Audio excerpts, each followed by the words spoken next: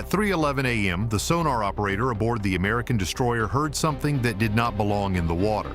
Not the churn of a fishing trawler, not the low groan of a merchant tanker crossing toward the Gulf.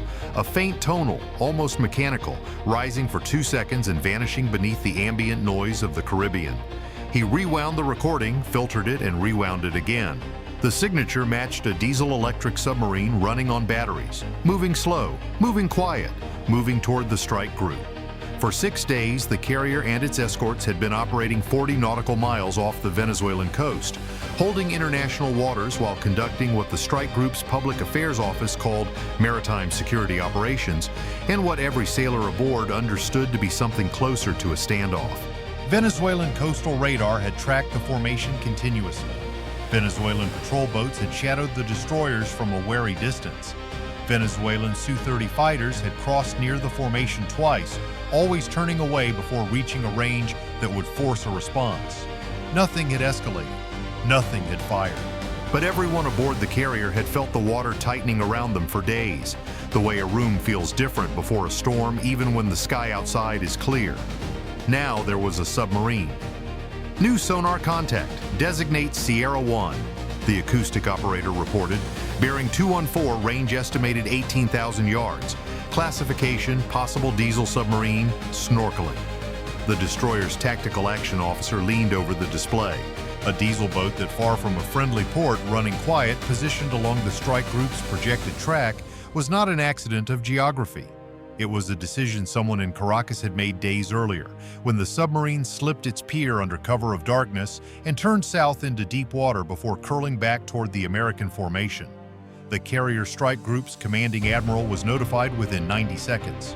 Word moved down through the chain with the flat, procedural calm that hides the seriousness of what is actually happening. An MH-60R Seahawk on Ready 5 alert was ordered airborne. A P-8 Poseidon patrol aircraft, already on station 200 miles north, altered course toward the contact. Deep beneath the strike group, a Virginia-class fast-attack submarine assigned to escort the carrier began closing the range on Sierra 1 from a position no surface radar could see and no submarine captain could easily detect. The carrier itself did not change course. Not yet. Losing a submarine contact by maneuvering erratically was often worse than holding a predictable track while every other asset in the strike group converged on the threat. At 3:24, the Seahawk lifted off the destroyer's flight deck, its rotors kicking spray across the dark water, and turned toward the bearing where Sierra 1 had last been held. Sonobuoys began dropping from its belly in a pattern designed to box the contact from multiple angles, small buoys drifting on the surface, each one lowering a hydrophone into the water and relaying data back to the aircraft in real time. Sonobuoy 226 holds contact, the sensor operator called from the back of the helicopter. Bearing shift confirms southerly track, speed 4 knots, depth estimated 60 feet. 60 feet was periscope depth. A submarine that shallow was either preparing to snorkel again or preparing to look at something. At 3:31, the submarine's mast broke the surface for 11 seconds. A Venezuelan Navy optronic mast, barely larger than a buoy, rotated once across the horizon before dropping beneath the waves. It was long enough. The destroyer's own electronic support measures picked up a brief burst of surface search radar, low power, narrow beam, sweeping directly across the strike group's position before cutting off. "They just took a fix on us," the electronic warfare officer said. "That wasn't routine navigation. That was a targeting look." The tactical picture on the carrier's flag plot changed in an instant. A submarine that had spent hours creeping toward the formation in near total silence had just spent 11 seconds confirming exactly where the carrier sat relative to its own position. There was only one reason to take that kind of risk. It intended to shoot. The strike group commander weighed his options in the space of a single breath. Venezuela's diesel submarines were old, German-built Type 209 hulls purchased decades earlier, kept marginally operational through years of sanctions and parts shortages. Intelligence assessments rated their weapon suites as dated but not toothless. They still carried heavyweight wire-guided torpedoes capable of crippling a much larger vessel if they found their mark. Age did not matter to a warhead detonating against a hull. What mattered was whether the submarine got a shot off before it was found and neutralized. "All stations set general quarters," the order went out. Submarine contact confirmed hostile intent. The alarm rolled through the carrier's passageways. Sailors moved to battle stations without the confusion of a drill because everyone aboard understood immediately that this was not one. Watertight doors swung shut. Damage control teams staged at their lockers. Below the waterline, engineers stood by the reactor controls, ready to answer any demand for sudden speed.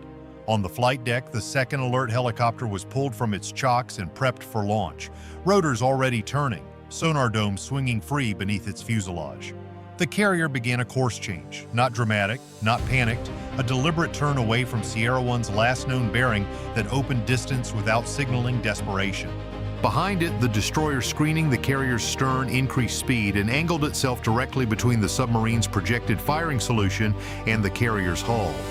At 3:38, Sonobuoy patterns confirmed what the destroyer's tactical action officer had feared since the first contact report. Sierra 1 had gone quiet, not lost, but deliberately silent. Engines throttled back to their slowest setting, the acoustic signature of a hunter trying to disappear at the exact moment it needed to be undetectable. Contact is at bay depth, the sonar operator reported. No active pinging, passive only. She's setting up. The Seahawk crew dropped a second ring of Sonobuoys tighter around the last confirmed position, narrowing the box. The P-8 Poseidon arrived on station above, adding its own magnetic anomaly detector and additional Sonobuoys to the search, building a dense acoustic net across 10 square miles of ocean. Somewhere beneath that net, a submarine crew was calculating a firing solution against an aircraft carrier, and somewhere deeper still, an American attack submarine was closing the range in total silence, listening to the same contact, waiting for authorization that had not yet come. Torpedo tubes, the sonar operator said suddenly, his voice tightening. I have transient noise bearing consistent with Sierra 1, flooding tube sounds. She's opening outer doors. The report went up the chain in seconds. On the carrier's bridge, the commanding officer received the same data feed as everyone below decks, watching a graphical representation of a threat he could not see, hear, or confirm with his own eyes, trusting instruments and operators he had trained with for years. Authorize active sonar, the strike group commander ordered. Force her hand. I want her to know we have her. The destroyer's bow-mounted sonar transmitted a single powerful active ping, a deliberate, unmistakable pulse of sound rolling through the water in every direction.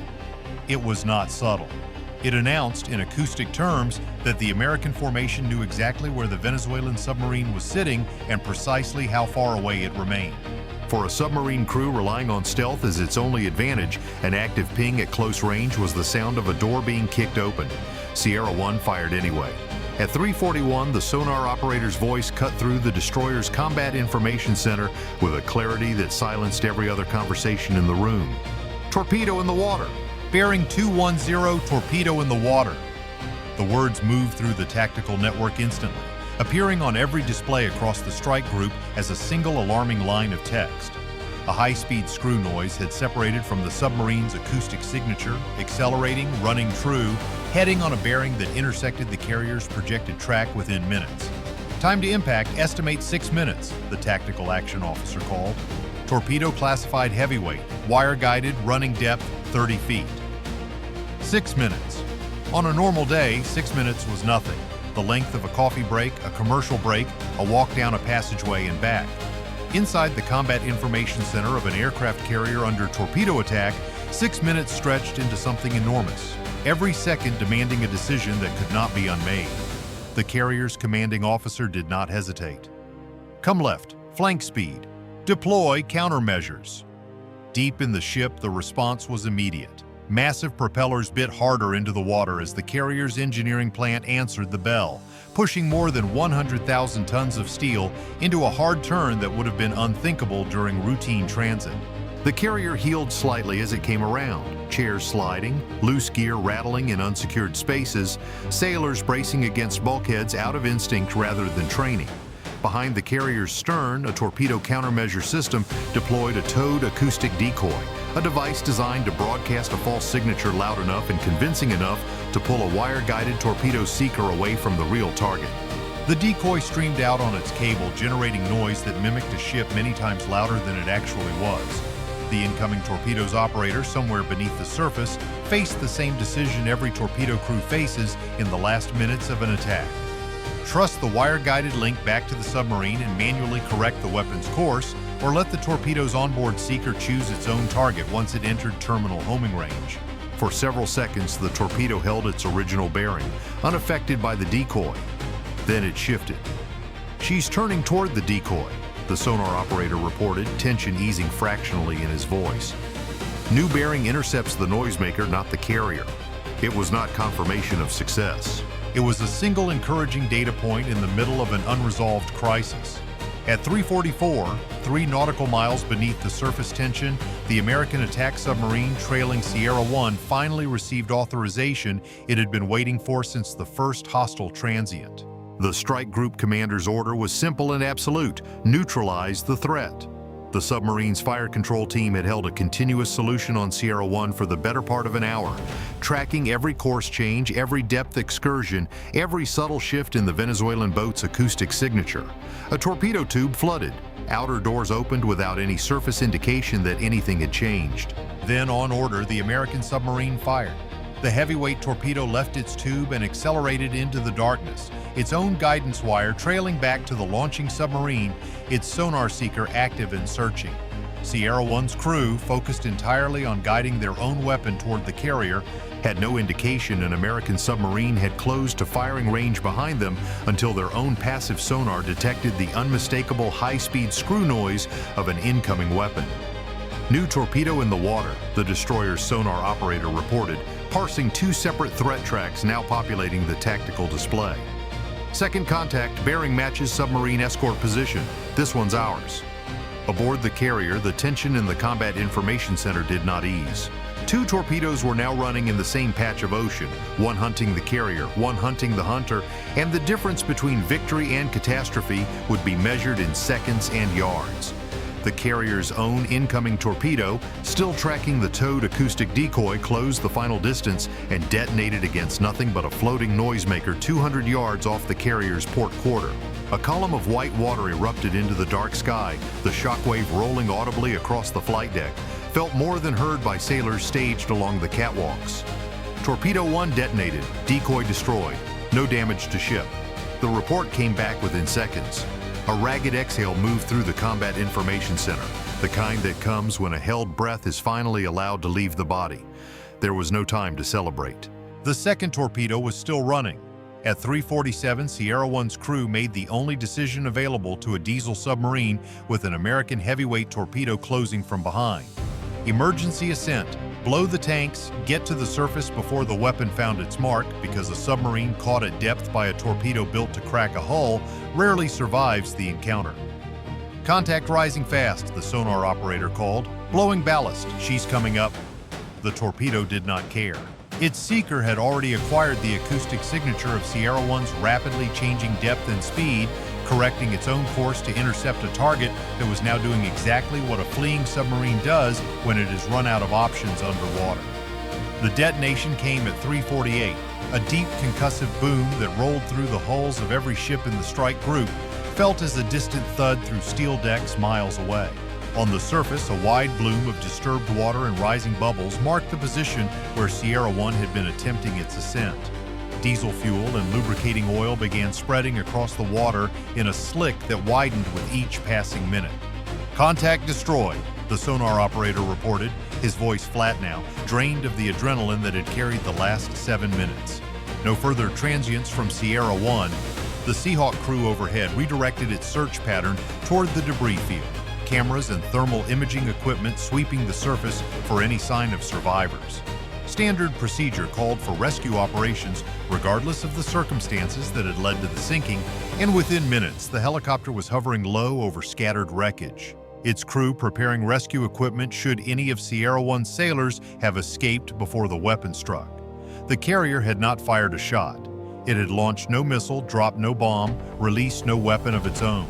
The submarine that had stalked it through the dark hours of the morning had been defeated entirely by an escort it likely never detected, a silent hunter operating beneath a battle that had unfolded almost entirely underwater, invisible to every camera and every observer who might later try to describe what had happened. But the confrontation was not finished. Within 4 minutes of the detonation, Venezuelan coastal radar stations monitoring the same patch of ocean from ashore registered the acoustic and thermal signatures of the engagement and reacted immediately.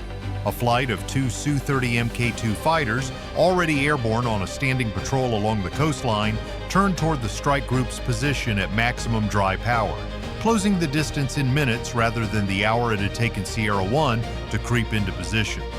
New air contacts, bearing 195, range 110 nautical miles, closing high speed, the carrier's air warfare coordinator reported. Classify flanker-type fighters, 2 aircraft.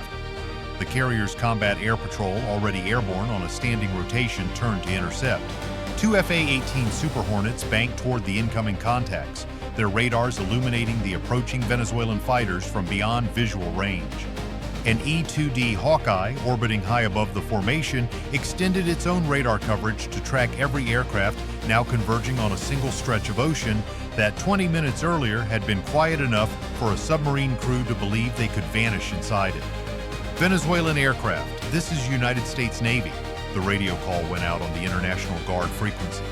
You are approaching a formation involved in an active defensive engagement. Alter course immediately or you will be considered hostile. No response came. The 2 flankers continued their approach, closing to 90 nautical miles, then 80, their own fire control radars beginning intermittent sweeps across the American formation. The Super Hornets adjusted their intercept geometry, positioning for a beyond visual range engagement if the order came, weapons systems armed but not yet released. At 70 nautical miles, the lead Venezuelan fighter's radar locked briefly onto one of the Super Hornets, a targeting quality emission lasting less than 3 seconds before cutting off. It was enough. The carrier's air warfare commander, watching the tactical picture unfold in real time, issued a single instruction to the intercepting fighters. Weapons tight. Do not fire unless fired upon. Force them to break.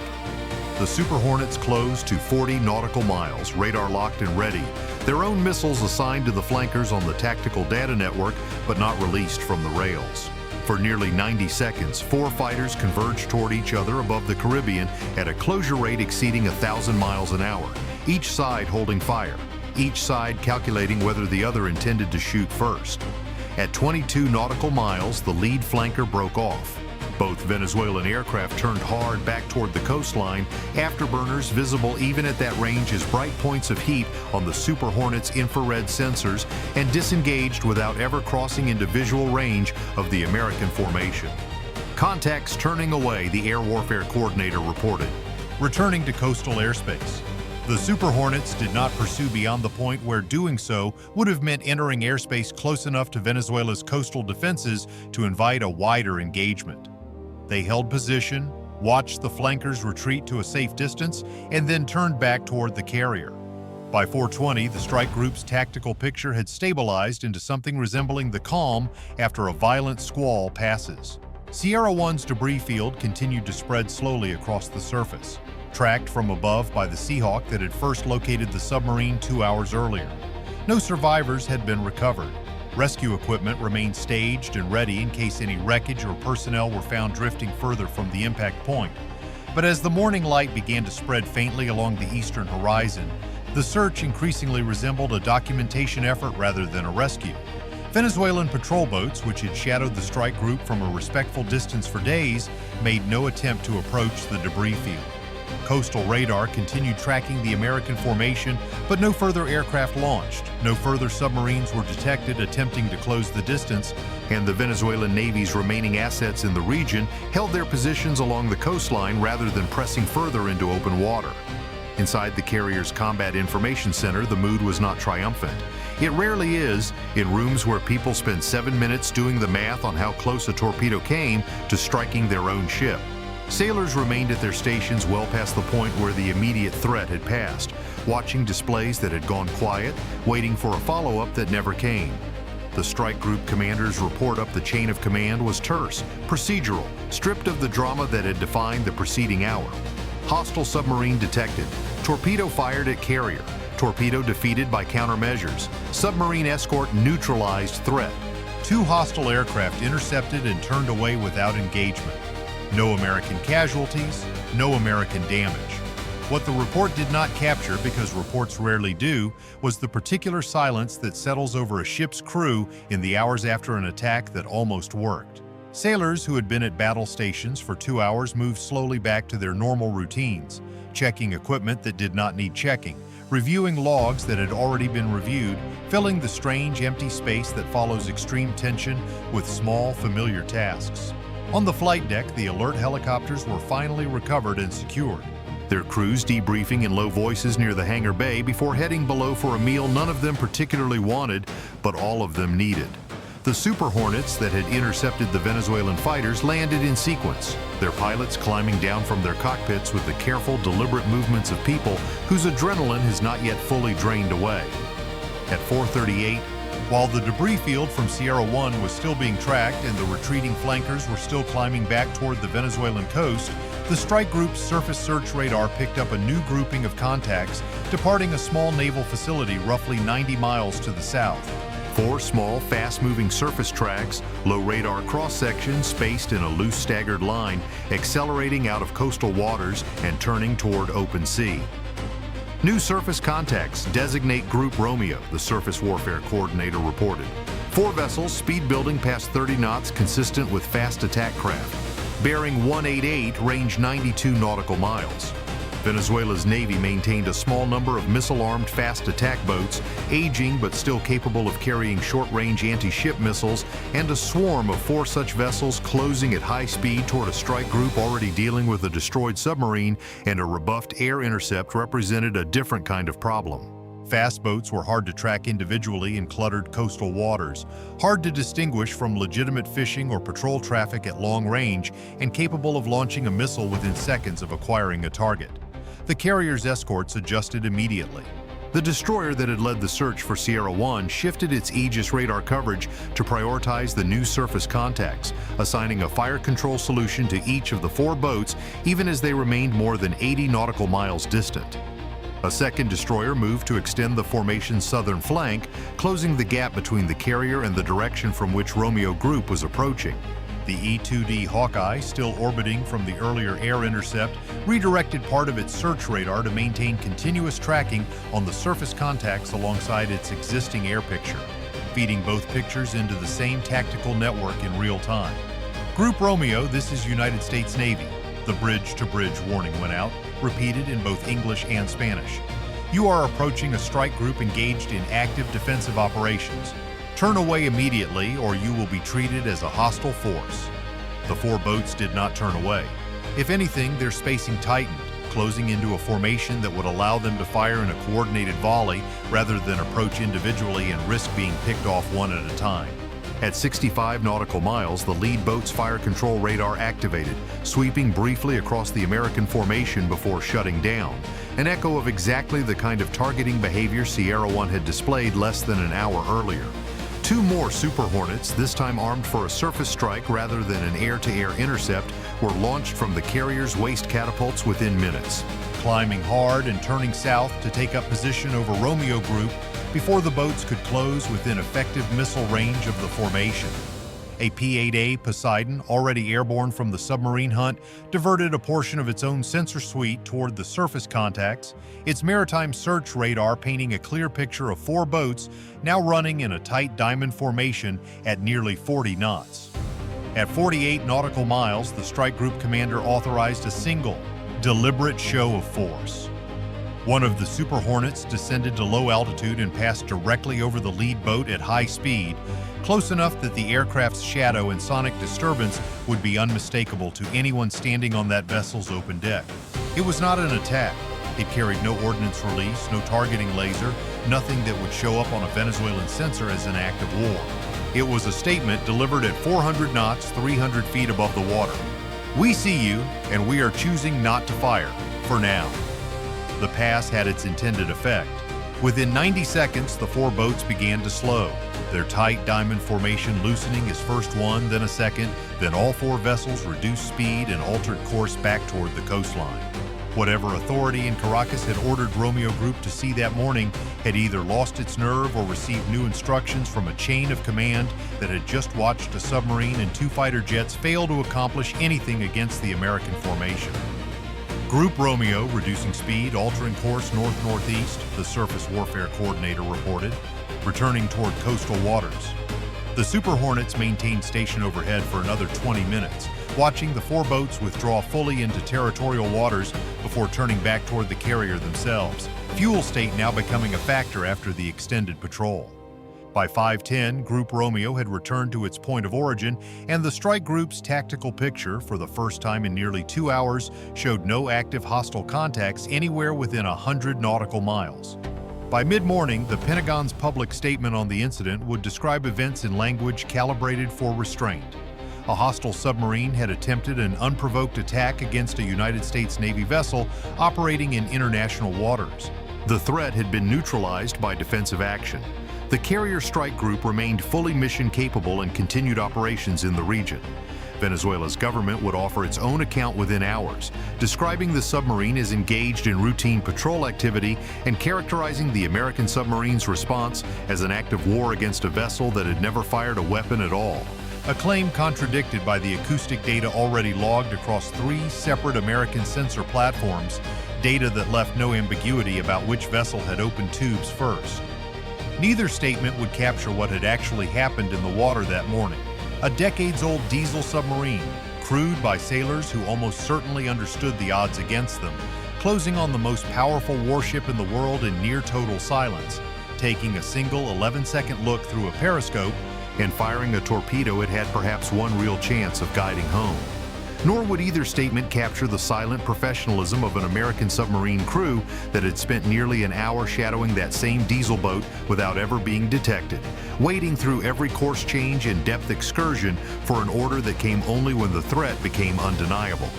The carrier continued its patrol pattern through the remainder of the morning, its escorts tightening formation around it as a precaution that everyone aboard understood was now more than routine. Overhead, the Combat Air Patrol rotated through its normal schedule, though pilots flying that day reported feeling every radar contact a little more sharply than they had the day before. Below the waterline, the American submarine that had ended the engagement resumed its silent escort position, invisible again, listening to an ocean that had, for one violent morning, tried very hard to swallow an aircraft carrier and failed. At 6:52 a.m., the strike group's operations officer filed the day's summary report, the kind of document that reduces 7 of the most dangerous minutes any of these sailors would likely ever experience into a handful of clipped procedural sentences. Hostile submarine engaged and destroyed. 2 hostile aircraft intercepted. No engagement. Carrier undamaged. All personnel accounted for. Strike group continuing assigned patrol. There was no mention in that report or in any official statement that followed of the particular quiet that fell over the carrier's mess decks that evening, where sailors ate in smaller groups than usual and talked less than usual, each of them aware, in the specific way that only people who have nearly died together can be aware of exactly how close 6 minutes had come to changing everything. The sun rose fully over the Caribbean by 7 a.m. The carrier held its course. Somewhere behind it, an oil slick continued spreading slowly across water that had already begun, in the way the ocean always does, to erase the evidence of what had happened there.